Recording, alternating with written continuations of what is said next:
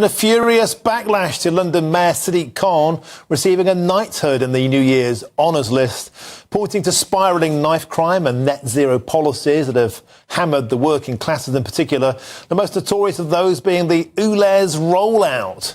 The question is this: is Sadiq Khan being rewarded for his war on motorists? Well, I'm joined in the studio by my panel, the political commentator Chloe Dobbs and the trade unionist Andy Twelves. I'm also joined down the line now by the founder of Fair Fuel UK, and that's Howard Cox. Howard, hope you're having a wonderful Christmas and a beautiful New Year's Eve. On to the topic of Sadiq Khan being given a gong. Presumably with you, it's about as popular as a fart in a lunchbox. Happy New Year, my good friend.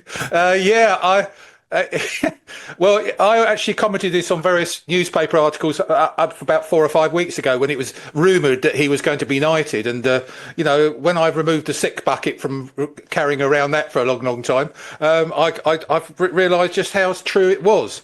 And it's very sad. I mean, along with about 10 thousands of other Londoners, I do feel disgusted and betrayed by Keir Starmer for a rewarding failure. It's nothing but a disaster. There's a stench almost of political cronyism wafting from 10 Downing Street all the way to City Hall. This is just too convenient. I can go through, you've done it already. I've listened to a lot of you today, and you're talking about, really what he's done for London, which he's done a hell of a lot for London badly. And so from that point of view, I'm disgusted that he's been awarded a very important thing when I see people not far from me here who go and run food banks. They've been doing it for 4 or 5 years and this sort of thing. No one recognises them. They don't get paid for it. They're all volunteers. And yet this man's on £160,000 a year. He manages a budget of about £20 billion badly. And from that point of view, this is totally and utterly wrong. And I've said it many times before, I'm going to say it again, he is dishonest. He's a pathological liar in what he does. And I'm sick to death of, the fact that people, well, only 18% of Londoners actually voted for him. 82% didn't. That's partly because of apathy. But I'm afraid Londoners have got what they voted for, a very dishonest politician. OK, Howard, of course, he would deny the fact that he's a pathological liar. That's a strong thing to say. But let's focus, if we can, on ULEZ, because I know in particular campaigning for fuel deals with Fair Fuel UK is your strength in point. And in particular, you more than anybody else have taken the temperature test of motorists in London. Can you tell us about ULEZ? Of course, Sadiq Khan would claim it's about cleaner air. We all want cleaner air. But what's your take on the reality of that situation? Well, all this policy has done is hurt drivers, sole traders, low-income motorists, and according to the CEBR, the Centre for Economic and Business Research, it's ripped out about £500 million from the economy, the GDP of London, because of ULEZ, and because sole traders, plumbers, electricians aren't going into London anymore. They can't be bothered to pay £12.50 for something to go and submit a quote to a client, simply because knowing that they might not get it. What's the point of doing that? Those are the sorts of things that happened. And what I'm hearing from, and you actually lead me next week, I'm publishing a report on actually what do people think of the ULEZ, basically that, but also what they think of net zero, which is all related, the whole package, the 2030 ban on new petrol and diesel car sales, those sorts of things. We're coming out with the truth, and already we've got something like 35,000 responses.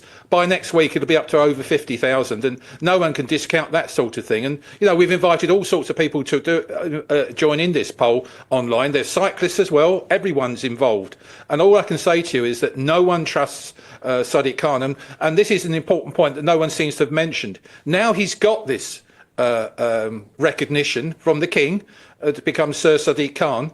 What's he going to do now to London, thinking he's got the approval, the highest, most approval for actually doing things even worse for Londoners? And yet he's been voted in 3 times as London Mayor, and there's no upper limit on how many times he could stand. Do you think there might be something else going on here? A lot of people thought that Sadiq Khan might be a potential future threat to be the next Labour leader. Is this a way of kind of politically neutralising him, to drape him in ermine and stick him in the corner? Absolutely, it's a compensatory sweetener. That's exactly what it is, and I give Starmer his due. He doesn't want to fight him. He knows that a guy. I mean, he's won 3 elections like Tony Blair did, another socialist. And from that point of view, Starmer is very unpopular. He won't win again. Starmer, he's got no chance whatsoever. So why put someone who's successful in winning elections against him? So yes, this is a sweetener to keep him out of the way. And the worst thing about it, the way it's been accepted. He says he's humble and all that sort of thing. All I can say, we're going to see a lot more arrogance and a lot more hurt for Londoners, because London's unrecognisable now, Martin. It's totally unrecognisable. I think you'll agree with that. I'm a proud South East Londoner, born in Lewisham, and when I go up and see these areas now, they're no-go areas. I wouldn't walk outside of my car in certain areas where I used to, have a good pint with a few people. It's a scary place to be now, and I don't recognise it as being British. And that's one of the things. Multiculturalism has been destroyed, or been promoted, but Britishness has been destroyed. OK, Howard Cox, thank you very much. Apart from all that, no doubt you'd like to wish Sir Sadiq Khan a very, very happy new year. And I'd like to wish you, Howard Cox, a very, very happy new year. Thanks for joining us on GB News today. Mind how you go. Thank you, always a pleasure. Thank you. Let's continue this chat now. Back in the studio with my wonderful New Year's Eve panel. Of course, I'm joined by Chloe Dobbs and the trade unionist Andy Twelves. Guys, welcome back. Andy, going to start with you. Obviously, Howard Cox there, not particularly happy about Sir Sadiq Khan. But in his defence, a lot of people would say we had to clean up the air in our cities. ULEZ might be a blunt tool, but we had to do something about it. But nevertheless, what about this talk about political cronyism? Should we scrap the entire political gong system? Yeah, well, I mean, I agree. As I said earlier in the programme, I think that, knighthoods, MBEs, OBs, these honours should be for people who have gone above and beyond outside of their job, charity campaigners, people fighting for justice like the sub-postmasters, these kind of people. I think that should be what the honours are from. But, just looking at the ULEZ thing, I struggle to take Howard seriously here about nobody trusts him, nobody likes ULEZ. I mean, he's just won a 3rd term. He won, 43% of the vote. He won over 1 million votes. The Green Party came 3rd. They won, 5% of the vote. Reform, only Howard Cox standing for Reform, only won 3%. So to say that, everyone hates ULEZ, everyone hates Sadiq Khan, blah, blah, blah, in London, objectively that is not true, because when they had the chance to get rid of him, they didn't.